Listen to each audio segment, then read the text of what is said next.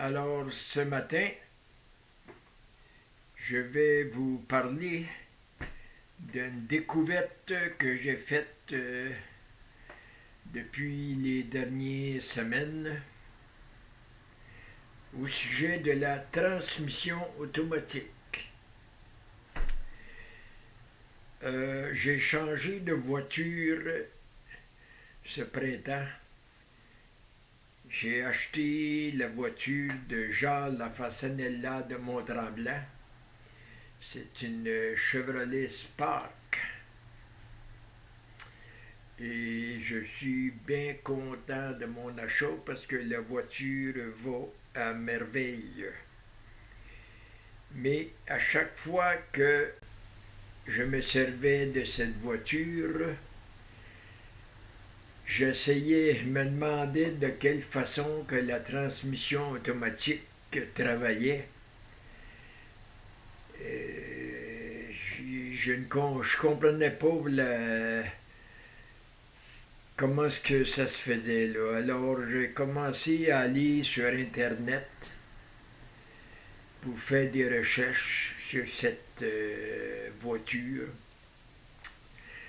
Et moi j'ai laissé le métier de mécanicien depuis 1996, donc je ne suis pas au courant des nouvelles technologies de l'automobile.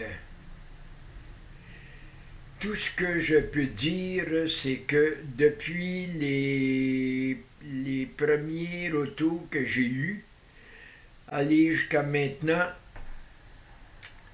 il y a eu une évolution dans l'automobile qui est formidable, formidable. Moi, j'ai connu les automobiles avec des transmissions manuelles, surtout ce qui était le plus courant, là, avec 3 vitesses. Il y avait un petit bras là, qui était attaché après la colonne du steering. Et puis on avait 3 vitesses d'avant, puis une vitesse de reculon. Après ça, ben, c'est venu la transmission automatique. Et la transmission automatique, moi j'ai connu la transmission automatique quand j'ai travaillé avec Régent Racicot à Valcourt. Je pense sans trop me tromper qu'à Valcourt, le seul qui a eu du succès avec la réparation de transmission automatique, c'est Régent Racicot. Parce que Roger Rodrigue avait suivi des cours et s'était équipé pour réparer des transmissions automatiques, mais je ne sais pas pourquoi. Roger Rodrigue, ça n'a pas pogné. C'est Régent Racicot qui était le maître des transmissions automatiques à Valcourt. Et j'ai travaillé 2 ans pour Régent Racicot. Et il m'a permis de m'intéresser au fonctionnement de la transmission automatique. Et je pense que c'est la plus grande réalisation que j'ai faite dans mon métier de mécanicien. J'avais acheté une automobile Dodge 1963 avec une transmission manuelle. Et dans le temps, ça, je l'ai raconté dans un autre bout de film que j'ai fait, là, mais je vais en reparler encore un peu. J'étais marié dans le temps et ma femme voulait apprendre à conduire l'automobile. Alors, la Dodge 63 manuelle, j'ai décidé de la transformer en y mettant une transmission automatique. Et puis, c'était quand même assez effronté de ma part de vouloir faire ça. Mais j'ai réussi quand même. J'avais fait ça en arrière de la maison, dehors, par les soirs. Parce que je travaillais au garage le jour et je voyageais à pied.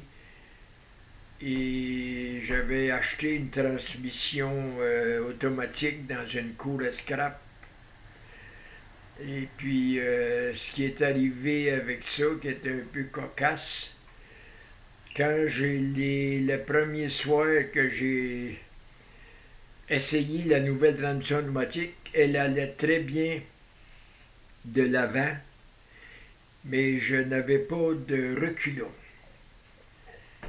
Alors, je suis allé voir Régent Racicot et j'ai conté mon malheur, que j'avais pas de reculon. Puis Régent Racicot m'avait fait une réponse en voulant dire que ça ne le surprenait pas, qu'il s'attendait à ce que j'aie ce problème-là. Mais je l'ai pas cru. Je ne l'ai pas cru parce que ce qu'il pensait, là, je savais que c'était pas ça le problème. Alors, ce qui est arrivé, j'ai monté le char sur le lift dans le garage. Et rendu en haut, j'ai monté dans une escabeau, j'ai fait partir le moteur, j'ai pesé sur le piton pour le reculon et les roues se sont mis à reculer. Mais à cette heure, avec du recul, je suis pas mal certain que c'était quoi le problème. Il y avait une bande qui s'activait pour le reculon sur ce genre de transmission-là. Et cette bande-là était gouvernée par un piston. Et il ne faut pas oublier que la transmission que j'avais montée, là, je l'avais pris à terre dehors à tous les temps, là, la pluie, la neige. Et puis je pense que le piston qui activait la bande de reculon, il était comme jamais là. Mais en allant l'essayer, puis là, l'huile s'est réchauffée, puis bon, ça s'était donné que rendu en haut du lift, le piston aurait comme déjammé, là, on va employer des anglicismes.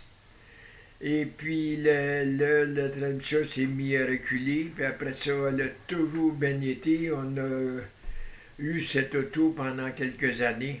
Et ma femme m'a appris à conduire avec cette auto, puis bon.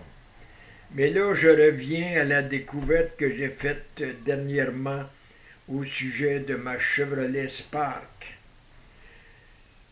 J'ai fait des recherches sur Internet pour savoir comment est-ce que cette transmission-là dans l'auto que j'avais travaillé, puis j'ai découvert que l'auto a une transmission CVT. CVT, ça veut dire Continuous Variation Transmission. Les transmissions automatiques, comme j'avais mis dans l'auto de la Dorge, là, il y avait 3 vitesses d'avant. Donc, la transmission partait en premier, puis elle changeait 2 fois avant d'atteindre la 3e vitesse. Puis là, ben, elle restait sur cette vitesse-là, sur la route, là. Après ça, les compagnies se sont mis à rajouter des vitesses. Là, il y a eu des 4 vitesses, des 5 vitesses, 6 vitesses, puis il y a même des transmissions automatiques sur des camions pick-up qui ont 10 vitesses d'avant. Mais là, à mesure qu'il rajoutait des vitesses, ça rajoutait des pièces, puis il rajoutait des pièces, puis c'est des guides planétaires. Puis 10 vitesses, là, imaginez-vous que ça en fait des pièces à gérer. Alors les compagnies se sont mis à changer de technique. Ils ont incorporé dans leur transmission le changement de vitesse se fait par une courroie et 2 poulies ajustables. La première fois que j'ai vu ce principe-là, moi, c'est sur les premiers skidoo de Bombardier à Valcourt. Entre le moteur et le pont qui entraînait le skidoo, là, il n'y avait pas de transmission. C'était une courroie. Puis à mesure que la vitesse augmentait du skidoo, la courroie change de forme, c'est-à-dire la courroie du moteur devient plus grande et la courroie d'entraînement devient plus petite. puis c'est ça qui fait que le moteur vit moins vite pour que le skidoo y aille le plus vite. J'ai fait des recherches et apparemment, l'inventeur de la poulie, c'est Archimède. Et après ça, l'inventeur qui aurait inventé les poulies ajustables pour se servir comme transmission, ce serait John Gate, d'après ce que j'ai vu sur Internet. Je n'étais pas certain si Armand Bombardier n'aurait pas eu le brevet de ce genre de courroie-là, mais il ne parle pas d'Armand Bombardier dans le brevet. Là. Il est question de John Gate qui a inventé ça. Alors, moi, c'est ça que j'ai dans ma transmission. Mais ces transmissions-là, CVT, ils n'ont pas une bonne réputation. J'ai parlé de ça avec mon ami Henri Brunet de Saint-Jean-sur-Richelieu. Et j'y ai téléphoné, puis j'ai demandé s'il connaissait ça, une transmission CVT. Il m'a tout de suite répondu que oui, il connaissait ça, puis il m'a dit c'est des transmissions à problème.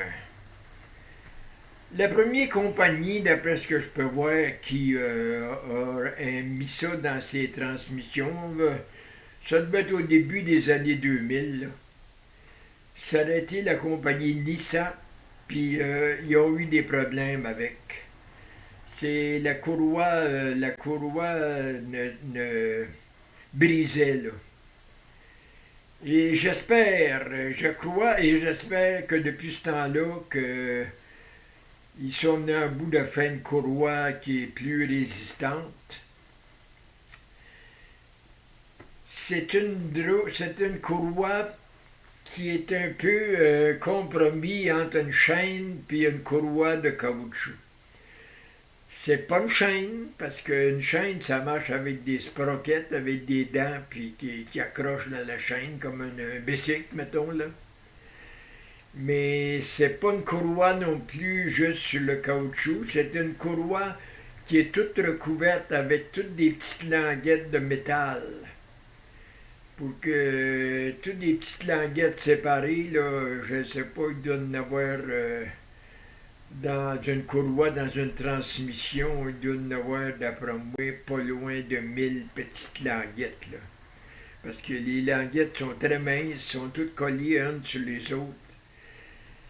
Et puis, parce qu'il faut que la courroie, il faut que ça plie, là.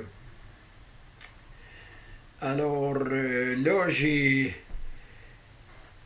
qui m'a amené à faire des recherches, là, c'est que j'ai...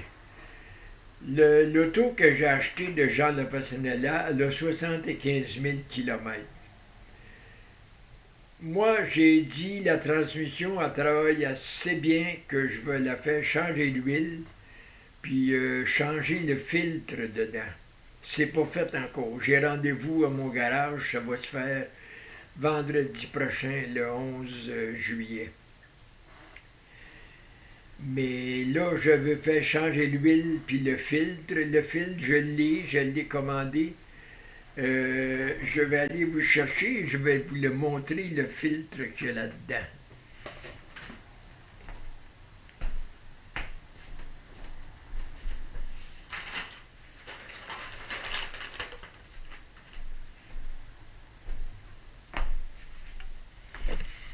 Bon. Cette transmission-là, le filtre, c'est supposé être ça qui va là-dedans. Là. Je ne sais pas si on va bien voir. Il y a comme une... c'est tout recouvert avec un petit crème très fin à l'intérieur. Là. Et puis, j'ai demandé aux mécaniciens, aux garagistes que je vais, là, j'ai dit, quand vous allez ôter la panne à l'huile sur ma transmission, je veux être là, puis je veux voir qu'est-ce qu'il y a dans le fond de la panne à l'huile. Et puis, d'après ce que j'ai trouvé sur Internet, là, il y a 2 aimants dans le fond de la panne à l'huile pour que s'il y a des petits morceaux de métal, usés qui tombent dans l'huile, ils s'en vont se coller sur les aimants. Là. Ben,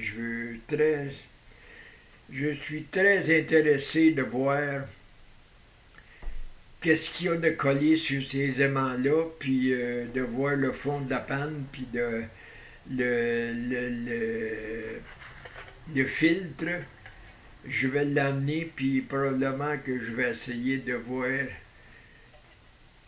si le filtre est bien sale ou moyen ou pas sale du tout. Mais 75 000 km, si l'huile est belle puis qu'il n'y a pas trop de mâche-fer dans le fond, ça veut dire que je devrais être bon pour un bout avant de... Parce que ces transmissions-là, si ça brise, là... Et je vais parler un peu du système de courroie avec poulie ajustable. Et...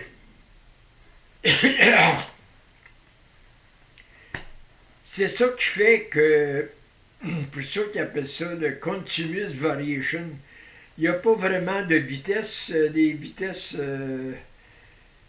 La vitesse s'ajuste au fur et à mesure que le char prend de...